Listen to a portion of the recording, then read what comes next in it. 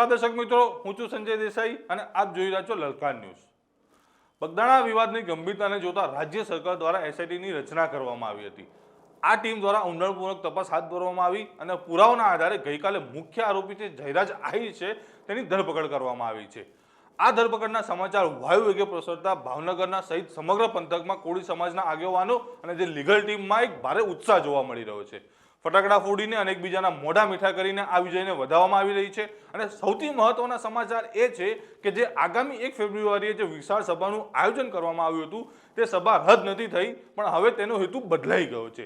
જે સભા ન્યાય માંગવા માટે થવાની હતી તે હવે સન્માન સમારોહમાં ફેરવાઈ ગઈ છે અને નવનીત બાલેદિયાનું આ સભામાં ભવ્ય સન્માન કરવામાં આવશે। સમાજના આગેવાનોનું કહેવું છે કે આ જીત માત્ર એક વ્યક્તિ નથી પણ આખા સમાજની એકતાની જીત છે। આવો સાંભળીએ શું કહી રહ્યા છે લીગલ ટીમના પર્સન અને કોળી સમાજના આગેવાનો।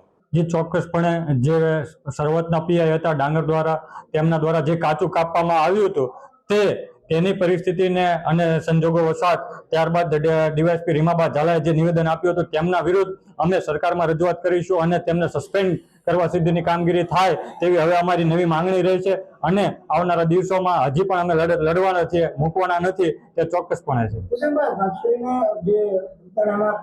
જે ડાંગર છે તે જયારે નિવેદન લેવા ગયા તે ફરિયાદીનું અને પીઆઈનું ઓડિયો ક્લિપ પણ વાયરલ થઈ હતી। એમાં કેટલું શંકાસ્પદ? જે ચોક્કસપણે શંકાસ્પદ છે, કારણ કે જે પીઆઈ ડાંગર હતા તે પહેલેથી જ તે શંકાના દાયરામાં હતા, કારણ કે જે નવનીતભાઈ આક્ષેપો કર્યા હતા ત્યારથી ફરિયાદમાં જ પહેલેથી એમને કાચું કાપેલું હતું, એટલે પીઆઈ ડાંગર પહેલેથી શંકાસ્પદ છે અને ક્યાંક ને ક્યાંક એમાં આમનો રોલ હોય તો અમને સરકારને અને એસઆઈટીને એવી પણ રજૂઆત કરવાની છે કે તેમને પણ આરોપી બનાવવામાં આવે।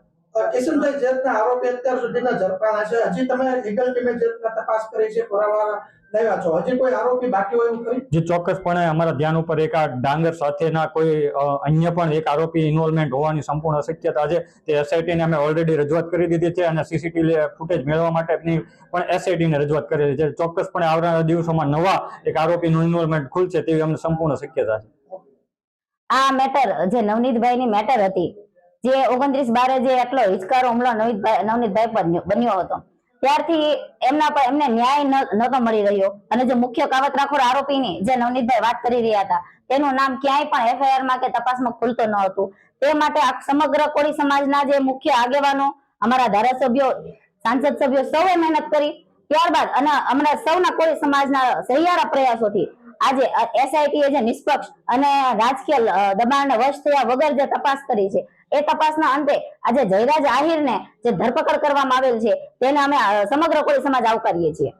ખાસ કરીને લીગલ ટીમ પણ બનાવી હતી, તમે પણ ઘણા બધા એવિડન્સો ભેગા કર્યા હતા, એસઆઈટી ની તમે મુલાકાત કરેલી? ના, એસઆઈટી એવી સ્વતંત્ર સંસ્થા છે, તેને અમે મુલાકાત ન કરી શકીએ, એને અમે ગાઈડલાઈન ન આપી શકીએ, પરંતુ જે પુરાવા હતા તે અમે અમારા ટ્રાયલ માટે અમે ભેગા કર્યા હતા, કારણ કે જે અત્યારે જયારે કે આરોપીની ધરપકડ થઈ છે, હવે અમારું મુખ્ય કામ ચાલુ થાય છે। ત્યાં પોલીસનું કામ જ્યાં પૂરું થાય છે ત્યાંથી અમારા વકીલોનું કામ ચાલુ થાય છે કે જ્યારે પણ હવે આરોપીની ધરપકડ થાય છે ત્યારબાદ આરોપીઓ જ્યારે જામીન અરજીઓ રજૂ કરે છે, રિમાન્ડ આરોપી અને જામીન અરજીઓ સામે વાંધા રજૂ કરવા કે જામીન નામંજૂર થાય તે માટેના તમામ પ્રયાસો વકીલો દ્વારા કરવામાં આવે છે। તેમજ જ્યારે આજે જયરાજ આહિરની ધરપકડ કરવામાં આવેલ છે, એ જયરાજ આહિરને જ્યારે નામદાર કોર્ટ સમક્ષ રજૂ કરવામાં આવશે ત્યારે તેને ફર્ધર એના કોઈ રિમાન્ડ માંગવામાં આવે છે અથવા રિમાન્ડ ન માંગવામાં આવે તો જેલ હવાલે કરવામાં આવે, ત્યારબાદ જામીન અરજી રજૂ કરવામાં આવે। એ જામીન અરજી સામે અમે જ્યારે વાંધા અમારા લીગલ ટીમ દ્વારા તૈયાર કરવામાં આવશે, નવનીતભાઈની સહીથી અમે વાંધા રજૂ કરશું અને તે માટેના અમારા તમામ પ્રયાસો રહેશે।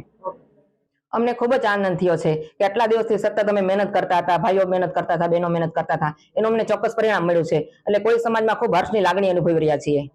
આજે 1 તારીખે અમારું જે આયોજન હતું ન્યાય સભાનું, તેની અમે અરજી પણ આપી હતી મંજૂરી માટે નવનીતભાઈના, અને જે નવનીતભાઈને ન્યાય મળે એના માટે અમારે 1 તારીખે સભાનું આયોજન હતું, પણ હવે જે ન્યાય મળી ગયો અને જયરાજની ધરપકડ થઈ છે તો આજે પહેલા જ દિવસથી મેં કીધું હતું કે આમાં જયરાજ આરોપી છે, મારું સ્ટેટમેન્ટ પણ છે, અને ત્યારે અમને એવું લાગે છે અને કોળી સમાજને એવું લાગે છે કે ન્યાય મળ્યો છે, એટલે હવે સન્માન સભામાં ફેરવવામાં આવશે, પણ સભા તો કરવામાં આવશે જ। મિત્રો, હવે સૌની નજર 1 ફેબ્રુઆરીએ યોજનારા આ સન્માન સમારોહ ઉપર છે, જ્યાં સમાજ પોતાની શક્તિ અને એકતાનું પ્રદર્શન કરશે।